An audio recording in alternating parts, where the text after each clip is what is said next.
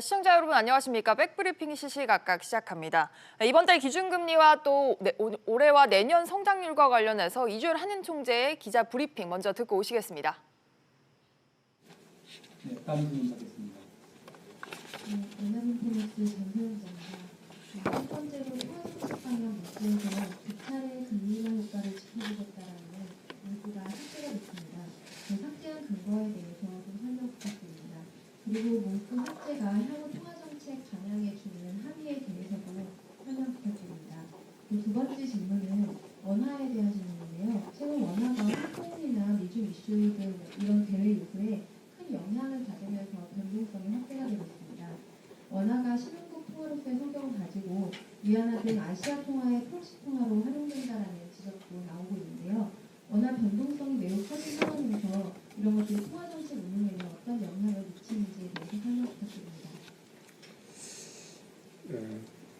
중앙은행이 어떤 정책을 결정하고 나서 그 결정의 영향 또는 그 효과를 살펴보는 것은 늘 상시하는 그런 일상적인 업무가 되겠습니다. 지난 7월과 10월 저희들이 이제 두 차례 금리를 인하를 했는데 이제 두 차례 금리를 인하했기 때문에 이제 그 영향에 대해서는 그야말로 좀 그 점검을 좀 더 좀 강화해야겠다, 특별히 좀 해야겠다고 하는 그런 점을 이제 강조한 차원에서 그런 문구를 넣었다가 이번 달에는 이제 뺐는데, 제가 지난 10월 통화정책 방향 결정 회의 이후 이 문제에 대해서 아마 제 발언을 했습니다. 그때 말씀드렸던 것과 마찬가지로 의결문에 기준금리 인하의 효과를 지켜본다는 표현이 들어가거나 빠지는 것이 향후 통화정책의 구체적인 방향을 시사하기 위한 것은 아니라는 점을 제가 말씀을 드립니다. 그 환율에 관해서 질문을 주셨는데, 여러분 잘 아시다시피 또 제가 늘 여러 번 얘기했듯이 우리나라와 같은 그런 그 일종의 소규모 개방 경제의 경우에는 환율이 국내 금리뿐만 아니고 대외 여건, 여러 가지 여건 변화에 의해서 영향을 받기 때문에 금리 정책을 할 때는 환율 변동 그 자체보다도 그것이 국내 금융과 그다음에 경제 상황에 미치는 영향을 고려해서 정책 운영에 반영하는 것이 일반적이라 하겠습니다. 어떻든 그 대외 여건의 높은 불확실성으로 인해서 환율의 변동성이 커진 상황인 만큼 금융위안시장 상황 변화에 유의하면서 통화 정책을 운영해 나가도록 하겠습니다. 네, 다음 질문 받겠습니다.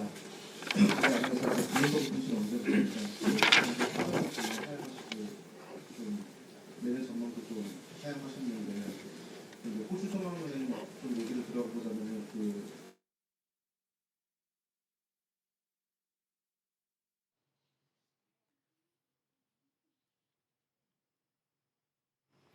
네, 이렇게 이주열 한은 총재 기자간담회 보고 오셨습니다. 그 연결 상황이 고르지 못한 점 양해 부탁드리겠습니다. 이렇게 한국은행이 올해 마지막 금융통화위원회를 열고 기준금리를 1.25%로 동결했습니다. 올해 우리나라의 성장률 전망치는 기존 2.2%에서 2%로 내렸는데요. 좀 더 자세한 소식은 취재 기자 연결해 보겠습니다. 박규준 기자. 네, 박규준입니다. 네, 우선 시장 예상대로 기준금리를 동결을 했습니다. 네, 맞습니다. 한국은행은 오전 9시에 열린 금융통화위원회에서 기준금리를 현 1.25% 그대로 유지하기로 결정했습니다. 한은은 기준금리 동결 이후 된 이 통화정책 방향 의결문에서 내년 중에 국내 경제에는 건설 투자 조정이 이어지겠지만 수출과 설비 투자 부진이 다소 완화되고 소비 증가세도 완만하게 확대될 것으로 전망된다고 밝혔습니다. 오늘 기준금리 동결은 사실 시장 전망에 부합한 결과였는데요. 이미 한국은행이 올해만 7월과 10월 이렇게 각각 0.25%포인트씩 기준금리를 내렸기 때문에 현 수준을 유지하면서 인하 효과를 지켜볼 것이라는 전망이 많았습니다. 네, 또 하나 관심사가 성장률 전망치였는데 이 역시 더 낮췄군요. 네, 맞습니다. 한국은행은 올 성장률 전망치를 직전 7월에 발표한 2.2%에서 오늘 2.0%로 0.2%포인트를 낮췄습니다. 간신히 2%대 성장률에 턱걸이한 겁니다. 내년 성장률 전망치도 기존 2.5%에서 2.3%로 같은 폭 하향 조정했습니다. 한국은행은 물가와 관련해선 현 0% 수준인 소비자 물가 상승률이 내년 중에는 1% 안팎으로 오를 것이라고 밝혔습니다. SBS CNBC 박규준입니다. 네, 이런 가운데 우리 산업 활동의 동향을 보여주는 생산과 소비 또 투자의 지표가 지난달 모두 동반해서 감소한 것으로 나타났습니다. 자세한 내용은 취재기자 연결해보죠. 신윤철 기자. 네, 지난달 산업 활동 주요 지표들 어떻게 나왔는지 구체적으로 전해주시죠. 네, 통계청이 발표한 10월 산업활동 동향에 따르면 전 산업 생산은 전월에 비해 0.4% 감소했고 전년 동월 대비로는 0.5% 줄었습니다. 서비스업과 건설업에서 증가했지만 관공업이 부진한 여파입니다. 관공업 분야는 반도체가 4.9% 늘었지만 자동차에서 4.4%, 전자부품에서 7% 각각 감소했습니다. 소비를 보여주는 소매 판매는 전월에 비해 0.5% 줄었습니다. 포근한 날씨 영향으로 동절기 의류 판매가 부진해 준내구재가 2.8% 줄고 수입차 전월 판매 증가의 기저효과로 승용차 등의 내구재 판매도 2.3% 감소한 영향입니다. 지난 9월까지 4개월 연속 증가세를 보였던 설비 투자도 지난달에는 감소세로 전환했습니다. 특수산업용 기계 등 기계류 투자가 2.3% 줄었기 때문입니다. 네, 앞으로 경기를 보여주는 선행 경기 지표라고 하죠. 이 지표는 어떻게 나왔습니까? 네, 선행지수 순환 변동치는 0.2포인트 오른 98.7로 2개월 연속 상승했는데요. 선행지수 순환 변동치가 2개월 연속 상승한 것은 2년 4개월 만의 일입니다. 하지만 현재의 경기를 보여주는 동행지수 순환 변동치는 0.1포인트 하락한 99.4를 기록했습니다. 통계청은 선행지수가 2달 연속 상승하는 등 향후 경기 전망에 긍정적인 사인이 강해졌다면서도 동행지수가 하락한 상황이라 경기가 바닥을 치고 오름세인지는 현재 판단하기 어렵다고 설명했습니다. SBS CNBC 신윤철입니다. 다음은 일본의 수출 규제와 관련한 소식입니다. 다음 달에 한일 국장급의 대화가 열립니다. 특히 지난 3년간 중단됐던 수출 관리 정책 대화가 다시 열리는 건데요. 이번에는 한일 관계가 새 국면을 맞이할 수 있을지 관심을 모으고 있습니다. 취재기자 연결해보죠. 오정희 기자. 네, 오정인입니다. 네, 한일 국장급 간의 만남 언제 어떻게 진행이 되는 겁니까? 양국 국장급 만남은 다음 달 2차례 진행될 예정입니다. 먼저 오는 12월 4일 오스트리아 빈에서 국장급 사전회의를 갖고 이후 셋째 주 중 일본 도쿄에서 제7차 한일 수출관리 정책 대화를 개최합니다. 수출 관리를 둘러싼 국내 상황 등에 대하여 의견을 교환하고 지난 22일에 발표에서도 설명하였듯이 현안의 해결에 기여하기 위해 양국의 수출 관리에 대해 상호 확인할 예정입니다. 기자, 이번 만남이 갖는 의미는 뭘까요? 네, 일본 정부는 수출 규제 조치와 관련해 양국의 수출 관리 정책 대화가 중단됐다는 점을 문제로 지적해왔습니다. 대화가 중단됐으니 한국을 신뢰할 수 없다, 한국과 공조할 수 없다는 주장인데요. 그러나 3년 만에 양국 수출 관리 정책 대화가 재개되는 만큼 이에 대한 일본 측의 주장, 지적이 약화될 것으로도 보여집니다. 네, 그 부분은 실제로 조금 더 지켜봐야 할 것도 같은데 이번 만남과 관련해서 우리 정부 입장은 어떻습니까? 네, 우리 정부는 이번 대화의 최종 목표는 양국이 지난 7월 일본의 수출 규제 조치 발표 이전으로 돌아가는 것이라고 밝혔습니다. 그러나 이번 만남으로 양국이 해법을 찾을 수 있을지는 여전히 미지수인데요. 오늘 오전 당정청 협의회에서 강경화 외교부 장관은 양국 견해차가 작지 않은 만큼 넘어야 할 산이 높아 보인다고 말했습니다. SBS CNBC 오정인입니다. 서울 용산구 한남 3구역 시공사 입찰에 참여한 건설사들에 대해서 검찰이 수사에 착수했습니다. 입찰 무효 통보를 받은 조합은 사업 입찰 방식을 놓고 고심하고 있다고 하는데요. 관련한 소식들도 취재기자 연결해보겠습니다. 강산 기자. 네, 강산입니다. 입찰에 참여한 건설사들에 대해서 검찰이 수사에 나섰어요, 결국은. 네, 검찰은 서울시가 동시정비법 위반 혐의로 현대건설, GS건설, 대림산업에 대해 수사 의뢰한 사건을 배당했다고 밝혔습니다. 앞서 국토교통부와 서울시는 한남 3구역 재개발 사업에 대해 도시정비법 등 현행법령 위반 소지가 있는 20여 건을 적발하고 검찰에 수사를 의뢰했습니다. 도시정비법은 재개발 사업의 시공사 선정 과정에서 이 재산상 이익을 제공하거나 제공을 약속하는 행위를 금지하도록 규정하고 있습니다. 국토부는 이들 건설사가 제안한 사업비, 이주비와 관련한 무이자 지원은 재산상의 이익을 직접적으로 제공하고 분양가 보장 등 공약도 간접적으로 재산상 이익을 약속하는 만큼 법령 위반 행위에 해당된다고 밝혔습니다. 국토부와 서울시는 재개발 조합에는 입찰 중단 등 시정 조치를 요구한 상태입니다. 네, 결단을 내려야 하는 조합 측의 입장은 어떻습니까? 네, 조합은 재입찰 방식과 수정 입찰 방식을 선정하기 위해 서둘러 이사회 날짜를 잡으려는 모습입니다. 이사회를 시작해야 대의원의 날짜가 정해지고 대의원회에서 어떤 입찰 방식을 선택할지 결정되기 때문입니다. 일단 어제 열린 조합총회에서는 수정 입찰 방식으로 가자는 의견이 많았던 것으로 전해지는데요. 재입찰 방식은 시공사 선정 과정을 새로 처음부터 시작하는 방식이라서 보통 입찰 공고까지 4개월에서 5개월이 소요됩니다. 반면 수정 입찰은 입찰 공고를 할 필요가 없기 때문에 빠르면 1, 2주 내에도 끝날 수 있습니다. 종합 인허가권을 가진 서울시의 권고를 받아들이는 의미로 수정 입찰 방식을 선택할 것이란 관측도 함께 나옵니다. SBS CNBC 강산입니다. 네, 부동산 소식 하나 더 전해드리겠습니다. 최근 서울 강북에서 진행된 아파트 1순위 청약에서 최고 경쟁률이 3자릿수를 기록하는 등 강남에 이어서 강북까지 열기가 확산되고 있다고 합니다. 취재기자 연결해서 자세한 상황 알아보겠습니다. 황인표 기자. 네, 황인표입니다. 네, 먼저 최근의 경쟁률 상황부터 자세히 짚어주시죠. 네, 금호산업이 서대문 가재울 뉴타운에 짓는 DMC 금호 리첸시아를 어제 분양했는데 이 154가구 모집에 11,300여 명이 몰리면서 평균 73대 1, 최고 127대 1의 경쟁률이 나왔습니다. 지금까지 가재울 뉴타운에서 분양된 아파트 중에 가장 높은 경쟁률입니다. 앞서 지난 26일엔 태형건설이 용산 효창 재개발 사업장에서 아파트를 분양했는데 1순위 청약에서 평균 186대 1의 경쟁률을 기록했습니다. 서울 강북권에서 이렇게 세 자릿수 경쟁률이 나온 건 지난 2016년 11월 이후 3년 만의 일입니다. 이 밖에 한신공영이 26일 청약을 받은 미아 재건축 아파트도 38대 1의 경쟁률을 보였습니다.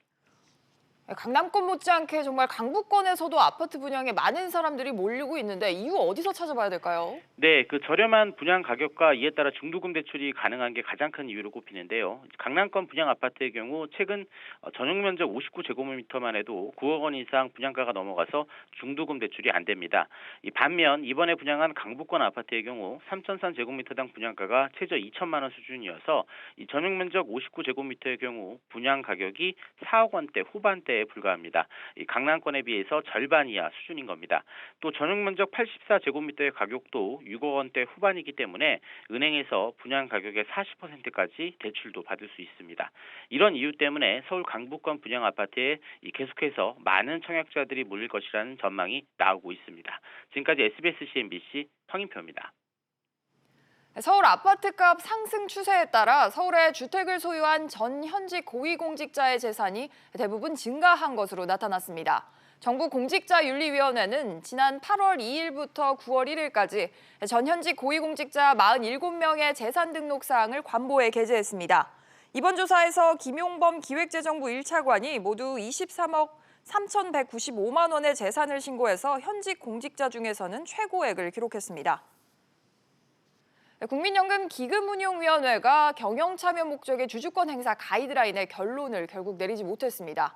박능무 보건복지부 장관은 불필요한 우려를 없애기 위해 가이드라인을 더욱 구체적으로 정하기로 했다면서 다시 논의를 하겠다고 밝혔는데요. 관련해서 취재기자 연결하겠습니다. 김정현 기자. 네, 김정현입니다. 결국은 다시 논의를 하기로 했습니다. 네, 국민연금 기금운용위원회는 오늘 오전 8시부터 수탁자 책임에 관한 원칙 스튜어드십 코드 후속 조치로 마련한 주주권 행사 가이드라인을 심의했는데요. 2시간이 넘는 논의 끝에 결국 다음 회의로 결론을 이뤘습니다. 가이드라인에는 기업 내부의 횡령이나 배임, 사익 편취 등으로 기업 가치가 추락했을 때 국민연금이 경영에 개입해 이사를 해임하거나 기업 정관을 바꿔달라고 요구할 수 있는 내용을 담고 있는데요. 이에 대해 기업 측 대표위원들이 경영권 침해를 강하게 우려한 것으로 전해졌습니다. 오늘 회의에서는 위탁운용사의 의결권을 넘기는 안과 스튜어디스 코드를 도입하는 위탁운용사에 가점을 주는 안 두 가지만 의결됐습니다. 앞서 가이드라인을 두고 지나친 경영 간섭이다 이런 지적도 나왔는데 여기에 대한 설명도 있었습니까? 네, 박능우 장관은 회의에 앞서 기자들과 만나 이 국민연금을 통해 기업 경영에 참여하려는 것이 아니라고 선을 그었습니다. 박 장관은 불가피하게 주주권을 행사하는 경우에도 기업의 가치가 명백히 훼손되는 경우에만 제한적으로 행사할 것이라고 말했습니다. 또 각계를 대표하는 전문가들이 공정하게 논의하는 절차를 반드시 거치도록 해 어느 누구도 주주권 행사 과정에 부당하게 개입하거나 영향을 미칠 수 없도록 하겠다며 일각에서 제기된 정부의 경영 개입설도 부인했습니다. 박 장관은 회의가 끝난 뒤 재계에서 가이드라인의 취지를 잘못 이해하고 있다면서 가이드라인을 더 구체화하겠다고 설명했습니다. SBS CNBC 김정현입니다. 데이터 3법 중 2개의 법안이 오늘 국회 본회의를 통과할 것으로 보입니다. 타다금지법이라고도 불리는 여객 자동차 운수사업법 개정안도 연내에 의결될 것으로 전망이 되는데요. 관련해서 취재기자 연결해 보겠습니다. 오수영 기자. 네, 오수영입니다. 데이터 3법 중 2가지죠. 신용정보법 그리고 개인정보보호법이 오늘 국회 본회의에서 처리될 가능성이 한층 높아졌다고요. 네, 신용정보법 개정안이 어제 국회 정무위원회 법안 심사 소위를 통과한 데 이어 오늘은 정무위 전체 회의에서 의결됐습니다. 지난해 11월 발의된 지 1년여 만인데요. 오늘 법제사법위원회를 거쳐서 오후에 열릴 국회 본회의 의결까지 가능할 전망입니다. 개인정보보호법은 지난 27일 행정안전위원회의 전체 회의를 통과해서 신용정보법과 함께 오늘 국회에서 처리될 수 있습니다. 문제는 나머지 하나인데 정보통신망법 개정안에는 여전히 빨간불이 들어온 거죠. 네, 그렇습니다. 여전히 상임위의 문턱을 넘지 못하고 있기 때문입니다. 국회 과학기술정보방송통신위원회에 계류 중인 정보통신망법 개정안은 지난 27일 법안 소위에서 논의될 예정이었습니다. 그러나 막판 여야 이견 때문에 회의가 열리지조차 못했습니다. 야당에서 실시간 검색어 제재 내용도 함께 처리해야 한다고 나오자 법안 소위 자체가 다음 주로 밀렸습니다. 그렇군요. 타다금지법으로 불리고 있는 여객자동차 운수사업법 개정안, 이 개정안은 연내 처리가 좀 될 것으로 보인다고요? 네, 국회 국토교통위원회의 교통법안 심사소위원회가 지난 25일 여객자동차 운수사업법 개정안을 올해 안에 통과시키기로 잠정 합의했습니다. 이 법이 처리되면 이용자가 관광을 목적으로 6시간 이상 차를 빌릴 때에만 렌터카 기사 알선 호출을 할 수 있게 됩니다. 또 호출 장소도 공항과 항만으로 제한됩니다. 때문에 이 법이 시행되면 타다는 현재의 방식으로는 운영될 수 없게 됩니다. SBS CNBC 오수영입니다. 다음에도 법안 통과와 관련한 소식인데요. 탄력근로제 법안을 두고 여야 간의 이견이 계속되면서 오늘 열린 국회 본회의에는 상정조차 되지 못했다고 합니다. 이 상태라면 올해 법안 통과는 어려울 거다 이런 관측이 나오고 있습니다. 관련해서 취재기자 연결하겠습니다. 정광윤 기자. 네, 정광윤입니다. 네, 오늘 국회 본회의가 열리는데 탄력근로제 법안은 첫 발도 떼지 못한 상황이죠. 네, 오늘 국회는 본회의를 열고 유치원 3법 등 비쟁점 법안 처리에 나서는데요. 탄력근로제는 법안 통과의 첫 관문인 상임위 법안 소위조차 뚫지 못한 상황입니다. 여야 간 이견이 커서 소위 일정조차 잡지 못하고 있고 이에 따라 내달 10일 종료되는 정기국회 안에는 법안 처리가 어려울 것으로 보이는데요. 다음 달 임시국회가 열린다고 해도 당장 선거법이 뜨거운 감자인 탓에 탄력근로제는 뒷전으로 밀릴 가능성이 높습니다. 결국 국회 안팎에서는 올해 안에 통과가 되기 어려울 것이라는 관측이 나오고 있습니다. 정 기자, 어떤 지점 때문에 이 여야 간의 이 의견 차가 이렇게 큰 겁니까? 여당이 내놓은 안은 탄력근로제 단위 기간을 6개월로 늘려 그 범위 안에선 바쁠 때 주 52시간보다 더 일하고 아닐 때는 덜 일할 수 있도록 하자는 건데요. 야당은 여기에 선택근로제 정상기간도 현행 1개월에서 3개월로 확대해야 통과시킬 수 있다는 입장입니다. 선택근로제는 정해진 기간 내에선 초과근로 제약 없이 근로시간을 자율적으로 운영하는 건데요. 지난 26일 여야 간사들이 모여 탄력근로제와 선택근로제, ILO 관련 노조법까지 테이블에 올리고 논의했지만 합의점을 찾지는 못했습니다. 탄력근로제 법안이 올해 안에 입법되지 않는다면 당장 내년부터 주 52시간제를 적용받는 중소기업들이 불가피하게 법을 어겨야 하는 곤란한 상황이 빚어질 수 있습니다. 그래서 정부는 중소기업들에게 계도기간을 부여하고 특별 연장근로를 활용할 수 있도록 요건을 확대하겠다고 밝혔는데요. 일시적인 행정 조치에 불과하다는 지적이 나오고 있습니다. SBS CNBC 정광윤입니다. 르노 삼성 자동차의 노동조합이 올해 임금 협상 결렬을 선언을 했습니다. 노조는 이제 파업권을 확보하는 절차에 들어갈 것으로 보이는데요. 취재 기자 연결하겠습니다. 윤성훈 기자. 네, 윤성훈입니다. 르노 삼성의 노조가 결국은 임금 협상 결렬을 선언을 했네요. 네, 그렇습니다. 르노 삼성 노사는 어제 제5차 임금 협상 본교섭을 진행했는데요. 본교섭을 마친 뒤 노조는 교섭 결렬을 선언했습니다. 노조는 12만 원 정도의 기본급 인상을 요구했지만 사측은 기본급 인상에 난색을 표하면서 이견을 좁히지 못했습니다. 네, 그러면 이제 파업 절차를 밟는 겁니까? 네, 그렇습니다. 노조는 오늘 부산지방노동위원회에 조정 신청을 낼 방침입니다. 파업권을 확보하기 위한 절차를 밟는 건데요. 다만 노조는 사측이 제시안을 내고 대화하려고 한다면 대화하겠다고 밝히면서 여지를 남겨뒀습니다. 네, 사측은 지금 어떤 입장입니까? 네, 사측은 다음 주에 임금 협상 제시안을 낼 예정이라고 밝혔습니다. 대화를 통해서 임금 협상을 매듭 짓겠다는 입장인데요. 하지만 노조가 교섭 결렬을 이미 선언한 만큼 아직 추가 교섭은 불투명한 상황입니다. SBS CNBC 윤성훈입니다.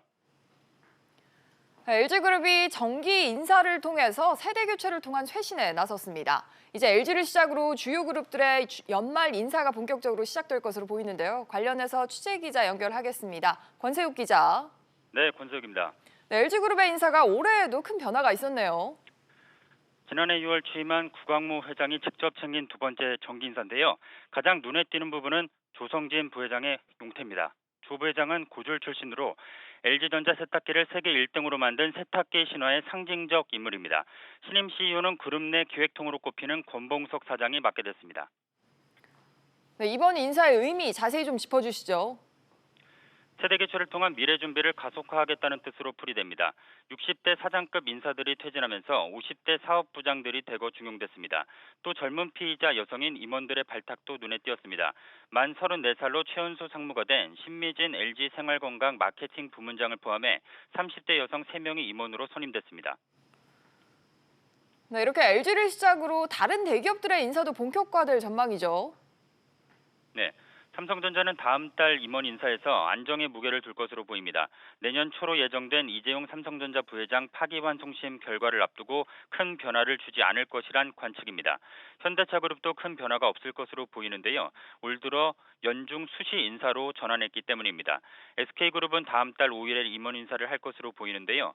내년 3월 임기를 마치는 김준 SK이노베이션 사장, 박정호 SK텔레콤 사장, 장동현 SK 사장 등은 유임될 가능성이 큰 것으로 예상됩니다. SBS CNBC 권세욱입니다. 최기영 과학기술정보통신부 장관이 통신 3사의 5G 요금제 인하를 주문했습니다. 최 장관은 오늘 오전 통신 3사 CEO들과의 간담회에서 5G 저가 요금제는 월 4만 원대 이하로 생각하고 있다라고 말했습니다. 이어 5G 전국망 조기 구축과 또 세계 최고 수준의 5G 서비스 제공을 위해서는 내년에도 적극적인 투자를 부탁드린다라고 당부했습니다. 일본에서 수입된 맥주가 지난 2달간 우리나라에서 5,200만 원어치 판매에 그친 것으로 나타났습니다. 한국무역협회 등에 따르면 일본에서 수입된 맥주는 지난 9월 6,000달러, 우리 돈 700만 원어치에 이어서 지난달 3만 8,000달러, 4,500만 원으로 지난해보다 99% 줄었습니다. 앞서 일본 재무성은 지난달 한국에 대한 맥주 수출 실적이 제로를 나타냈다고 밝힌 바 있습니다. 증시 상황입니다. 도널드 트럼프 미국 대통령이 홍콩 인권법에 서명함에 따라서 미중 무역 전쟁이 다시 벌어질 것이라는 우려가 커지고 있습니다. 이에 따라 국내 증시 역시 하락세 보여주고 있는데요. 코스피가 1% 넘게 빠지면서 2,093포인트, 코스닥 역시 1% 가까이 하락하고 있습니다. 634포인트 나타내고 있습니다. 오늘 눈에 띄는 종목들 함께 살펴보시죠. 먼저 삼성전자입니다. 어제 베트남 총리와 이재용 부회장이 만나 베트남 현지에 반도체 생산 공장을 설립해 줄 것을 요청했습니다. 실현 가능성에 관심이 쏠리고 있는 가운데 주가 떨어지고 있습니다. 1.56% 하락세입니다. LG생활건강 같은 경우엔 30대 여성 임원 2명을 배출해내며 장 초반 상승세를 보이다가 현재 하락 반전했습니다. 0.39% 하락세 보여주고 있습니다. 한국전력은 오름세 보여주고 있습니다. 지금 경영난에 시달리고 있는데 다음 달 말로 예정된 전기이사회에서 이 전기요금 개편안이 논의될 것으로 보입니다. 한국전력은 2.5% 오르며 28,200원에 거래가 되고 있습니다. 마지막으로 현대백화점입니다. 현대백화점 면세점이 서울 시내 면세점 사업자 신규 특허를 받았습니다. 이 소식에도 불구하고 현재 1% 하락세 보여주고 있는데요. 거래 가격은 83,100원입니다. 지금까지 증시 상황이었습니다. 뉴스 마칩니다. 시청해주신 여러분 고맙습니다.